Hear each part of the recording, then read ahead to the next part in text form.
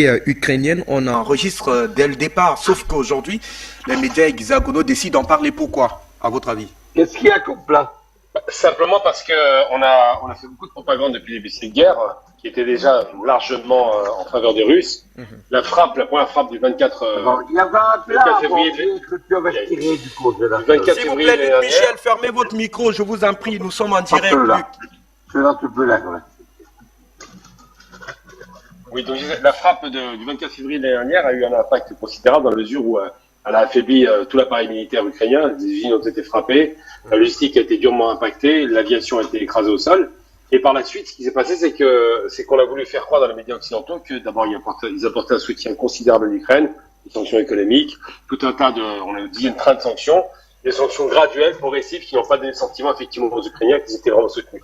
On a vu pendant quelques mois que M. Zelensky allait mendier des armes à l'Occident, qui négociait pour lui en donner que très peu, voire pas du tout. Et surtout, on se rend bien compte que l'Occident se débarrasse de son vieux matériel obsolète, qui devait de toute façon être détruit.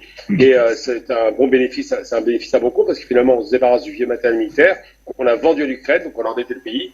Et aujourd'hui, on se rend bien compte que les rapports de force russo-ukrainiens sont complètement inversés dans la mesure où il n'y a jamais eu de difficulté les Russes, ils ont juste fait des replies stratégiques et tactiques pour préparer une offensive, une contre-offensive d'hiver qui va bientôt commencer pour écraser les quelques forces qui restent ukrainiennes. Rappelons-nous que depuis le début de cette bataille, de ces guerres, les rares zones que les Russes ont abandonnées n'ont pas été reprises par les Ukrainiens, c'était négocié, et qu'aujourd'hui, eh bien, le pot au rose est en train de se révéler, effectivement, plus de 100 000 morts côté ukrainien. On ne connaît pas les chiffres exacts des Russes, mais largement moins, on a bien compris, parce que c'est pas les vagues d'assaut russes qui sont tombées sur les baïonnettes ukrainiennes, entre guillemets. Plus de 100 000 morts côté ukrainien, plus d'aviation, quasiment plus de chars, très peu de blindés. Ils tirent en moyenne 6 000 roquettes par jour, les Ukrainiens, quand les Russes en tirent au moins entre 25 et 50 000. Mais surtout, on se rend bien compte que l'Occident, qui faisait croire qu'ils allaient aider les Ukrainiens à la bataille jusqu'au bout, eh bien, finalement, négocie pour ne pas donner grand-chose. Négociations sur le char Abraham, les négociations sur les différentes propositions de soi-disant d'avions de combat, mais ce qu'on note aussi, surtout, c'est l'incapacité chronique de ce dirigeant ukrainien. On fera ça en premier avant qu'on a payé. La capacité chronique de M. Zelensky à comprendre les règles de la guerre. Il n'y a pas de sens, c'est pas ce qu'il faut. Devant le Premier ministre britannique, et il a découvert qu'il fallait 3 ans pour former un pilote d'avion. Il a découvert ça en direct dans un média anglais.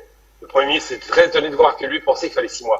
Donc c'est dire un peu le niveau d'incapacité chronique de la direction ukrainienne, mais surtout de son armée, qui a été balayée dès quasiment les premiers jours, et qui ne se contentait que de résister et de défendre des positions difficilement défendables.